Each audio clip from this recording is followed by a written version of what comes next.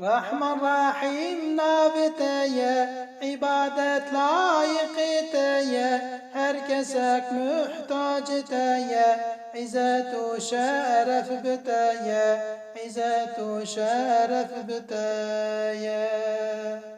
Ya Rabbi em abdetene, günahkarın biçarene, ümmeta habibetene, em muhtacı rahmetene, em muhtacı rahmetene.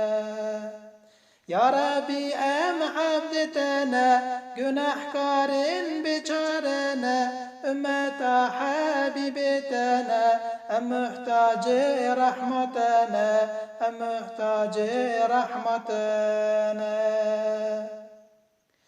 Çekir her duasıman, kul kir cinu insan, hazıren her vaktu an, eve Rabbime ey insan, eve Rabbime ey insan.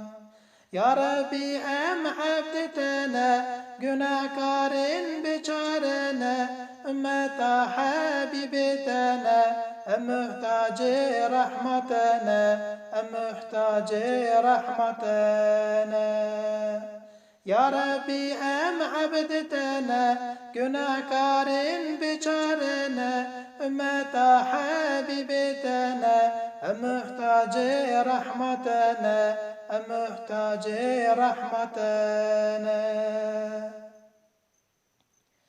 Müslüman tevekbirane, zari Adem Havane, İzzet-u şeref yavane, delil hadis-u Kur'ane, delil hadis-u Kur'ane.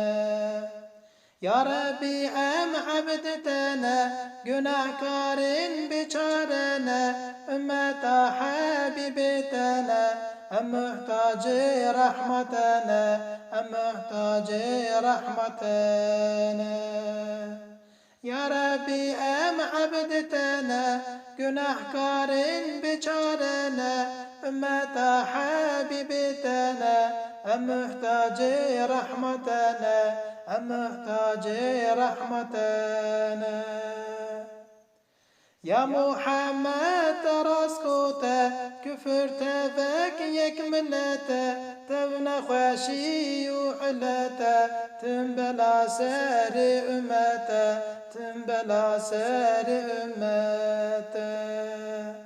Ya Rabbi em abdetene, günahkarı biçarene, ümmeta habibetene, em muhtacı rahmetene, em muhtacı rahmetene. Ya Rabbi em abdetene, günahkarı biçarene, ümmeta habibetene, em muhtacı rahmetene, em muhtacı rahmetene.